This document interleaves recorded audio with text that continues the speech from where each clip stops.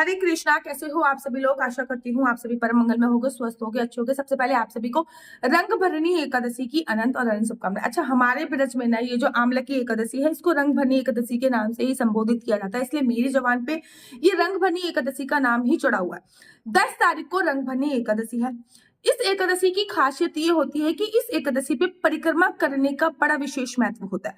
आप लोगों को पता है कि इस एकादशी पे पूरा वृंदावन की परिक्रमा करता है। न केवल पूरा वृंदावन, अपितु बड़ी दूर दूर से लोग वृंदावन धाम की परिक्रमा करने के लिए आते हैं। कहते हैं इस एकादशी पे की गई परिक्रमा आपको 10 गुना ज्यादा फल की प्राप्ति कराती है। वैसे तो एकादशी तिथि का जो प्रारंभ हो रहा है वो 9 तारीख से ही हो रहा है, लेकिन उदया तिथि के अनुसार जो एकादशी तिथि मनाई जाएगी, जैसे कि अगर मैं खाटू श्याम की बात करूं तो 10 तारीख की बनाई जा रही है, गौड़ी संप्रदाय की बात करूं तो 10 तारीख की बनाई जा रही है, निम्नक संप्रदाय की बात करूं तो 10 तारीख की बनाई जा रही है, और हमारे बाकी बिहारी जी के मंदिर में भी 10 तारीख की बनाई जा रही है। इस्कॉन टेम्पल में भी 10 तारीख की ही एकादशी बनाई जा रही है।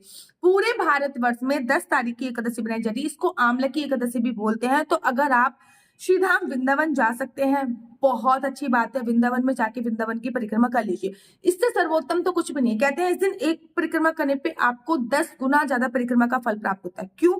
क्योंकि देखो, इस दिन भगवान विष्णु की एकादशी पे हमेशा एकादशी मैया की पूजा होती ही होती है, भगवान विष्णु की भी पूजा होती है। लेकिन ये जो रंग भनी एकादशी है, इसमें आपको भगवान शिव की भी पूजा होती है, क्योंकि कहते हैं कि रंग भनी एकादशी पे भगवान शिव माता पार्वती का गोना करा के काशी लेके आए थे, तो काशी के लोगों ने उनकी परिक्रमा कर उन पे गुलाल चढ़ाया था। तो भगवान शिव की भी परिक्रमा होती है। साथ के साथ इसका नाम है आमला की एकादशी, अर्थात इस एकादशी पे आमले की पेड़ की पूजा अर्चना, वंदना और उसकी परिक्रमा का बड़ा विशेष महत्व होता है। और आमले के पेड़ पे त्रिदेवों का वास होता है, ब्रह्मा विष्णु महेश तीनों देवों का वास आमले के पेड़ पे माना जाता है। सोचिए कितनी पावरफुल एकादशी है कि भगवान शिव की पूजा हो रही है, विष्णु भगवान की पूजा हो रही है, आमले के पेड़ की पूजा हो रही है, तुलसी माता की पूजा हो रही है, और वृंदावन की परिक्रमा हो रही है। जब आप इस दिन वृंदावन की मेरा तो ये परम सौभाग्य रहा है कि कम से कम मैंने 6 से 7 बार वृंदावन की परिक्रमा करी है। जब आप वृंदावन की परिक्रमा करने के लिए जाओगे ना इस बार, तो आप देखो कि इतनी भीड़ होती है, इतनी भीड़ होती है। लोग एक दूसरे के साथ होली सेलिब्रेट कर रहे होते हैं।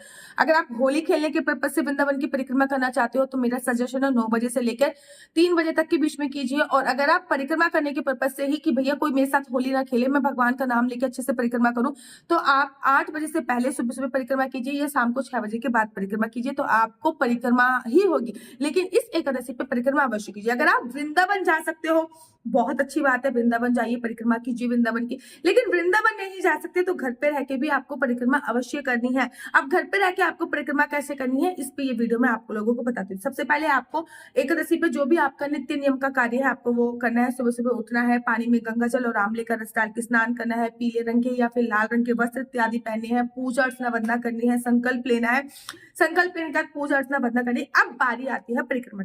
सबसे पहले हम तुलसी की परिक्रमा करेंगे, उसके बाद हम आंवले के वृक्ष की परिक्रमा करेंगे। अगर आंवले का वृक्ष आपके घर पे मौजूद नहीं है तो आप आंवले का वृक्ष इस दिन खरीद के लेके आने की भी बहुत बड़ी महिमा होती है।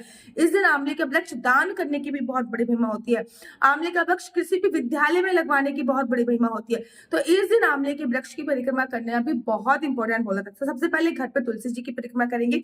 आपने अपने मंदिर की पूजा अर्चना वंदना कर ली। अब आपने अपने लड्डू गोपाल को उठाया या फिर आपके घर पे जो भी जुगल जोड़ी सरकार है उनको उठाई, और आपके घर पे तुलसी माता है वहां पे पास आके रख दिया। उसके पास उनको आपने दिया प्रज्वलित कर दिया। दिया जलाने के बाद आपने तुलसी की दंडवत परिक्रमा, मतलब महिलाएं हैं तो अर्ध दंडवत परिक्रमा करेंगी, पुरुष है तो पूरी दंडवत परिक्रमा करेंगी। तुलसी को स्पर्श तो कर सकते हैं लेकिन तुलसी तोड़ ही नहीं सकते। तो तुलसी की जड़ में आपने उंगली लगाई और उनका तिलक लगा दिया। ये है आपका तुलसी तिलक। उसके बाद आपने हाथ में थोड़ा सा जल लिया और आपने भगवान विष्णु को याद किया। श्री विष्णु श्री विष्णु श्री विष्णु, मेरा नाम आशु चौहान है, मेरा गोत्र केम लक्ष्य, मेरा निवास स्थान श्रीधाम वृंदावन है।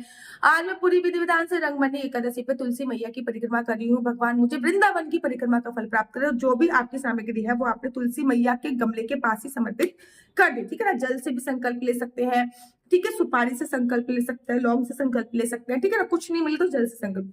अब आपने तुलसी की परिक्रमा करनी है। कम से कम देखो, वैक्स से ज्यादा 108 परिक्रमा कर सकते हैं। कम से कम 51 कीजिए, 21 कीजिए, और कम से कम 11 परिक्रमा तो कीजिए। लेकिन लड्डू गोपाल और जुगल जोड़ी अगर सरकार साथ में रहेंगी तो आपको लड्डू गोपाल और जुगल जोड़ी सरकार की परिक्रमा का भी फल प्राप्त हो जाएगा। क्योंकि जितनी तुलसी की परिक्रमा होती है, 4 परिक्रमा तुलसी की परिक्रमा का, 4 परिक्रमा का विशेष महत्व, उतनी ही हमारे बाल गोपाल लड्डू गोपाल जो कि भगवान विष्णु का ही स्वरूप बोले जाते हैं, उनकी परिक्रमा होती है। अब आपको तुलसी की 108 परिक्रमा कीजिए। नहीं तो 51 परिक्रमा कीजिए, नहीं तो 21 परिक्रमा कीजिए, नहीं तो कम से कम एटलीस्ट 11 परिक्रमा तो अवश्य और अवश्य कीजिए। परिक्रमा करने के बाद फिर से उनको प्रणाम कीजिए।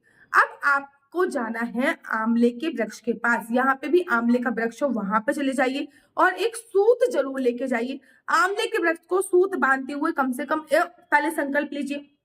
देखो, जब से पहले आंवले के वृक्ष में जाके जल चढ़ाया जाता है, जल चढ़ाने के बाद दीपक प्रज्वलित किया जाता है, दीपक प्रज्वलित करने का संकल्प लिया जाता है। संकल्प में आप सेम बोलोगे, श्री विष्णु श्री विष्णु श्री विष्णु, मेरा नाम आशु चौहान है, मेरा गोत्र केम लक्ष्य, मेरा निवास स्थान विधान वृंदावन है। आज मैं पूरी विधि विधान से रंगभरनी एकादशी पर और आंवले के वृक्ष की परिक्रमा कर रही हूँ। भगवान श्री हरि विष्णु मुझे मथुरा वृंदावन की परिक्रमा का फल प्राप्त करे और जो भी सामग्री है वो आपने आंवले के वृक्ष पे समर्पित कर देनी है। अब आपने अर्ध दंडवत प्रणाम करना है और आंवले के वृक्ष की परिक्रमा प्रारंभ कर देनी है। पहले आप सूत बांधिए, सूत न मिले तो आप कलावे का भी उपयोग कर सकते हो और आपने पहले एक परिक्रमा, दो, देखो कम से कम 108 परिक्रमा कीजिए, नहीं हो सकती 51 परिक्रमा कीजिए, नहीं हो सकती 21 परिक्रमा कीजिए, नहीं हो सकती तो कम से कम 11 परिक्रमा तो अवश्य कीजिए, जिससे आपको पूरे मथुरा वृंदावन में परिक्रमा करने का फल प्राप्त हो जाएगा। अगर आंवले का वृक्ष आपके घर पे मौजूद है तो आंवले के वृक्ष के साइड में या फिर आंवले के वृक्ष के पास ही आप अपने बाल गोपाल लड्डू गोपाल को भी रख लीजिए, या फिर अगर आपके घर पे जुगल जोड़ी सरकार है तो आप अपने जुगल जोड़ी सरकार को भी रख सकते हैं। जुगल जोड़ी सरकार को रखने से फायदा ये होगा कि आपको भगवान विष्णु की भी परिक्रमा का फल प्राप्त हो जाएगा। तो ये होगी आपकी 2 परिक्रमा। अगर आपके घर पे तुलसी वृक्ष भी नहीं है, आंवले का वृक्ष भी नहीं है, फिर आप परिक्रमा कैसे करें? फिर आपके घर पे लड्डू गोपाल है, उनको आप घर के मध्य में स्थापित कीजिए और फिर आप संकल्प लेके लड्डू गोपाल की परिक्रमा प्रारंभ कर दीजिए।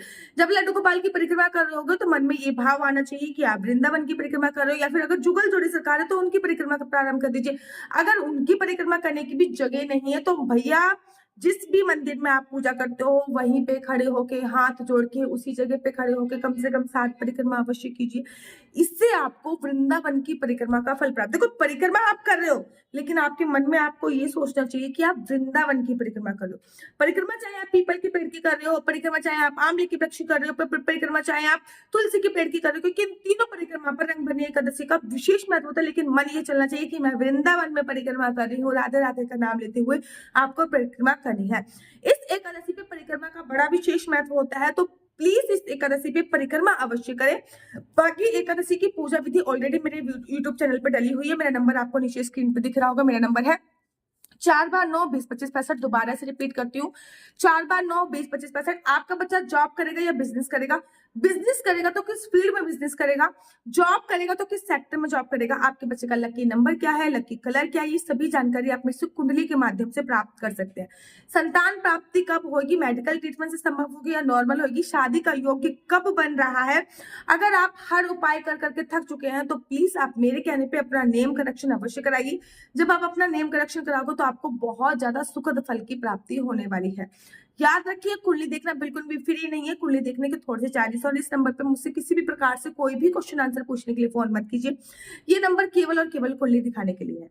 अगर आपको मेरी वीडियो अच्छी लगती है तो आप अपने यूट्यूब चैनल हरि बोल को लाइक शेयर सब्सक्राइब करना बिल्कुल भी मत भूलिए। तब तक के लिए मुझे दीजिए इजाजत। राधे राधे, हरे कृष्णा।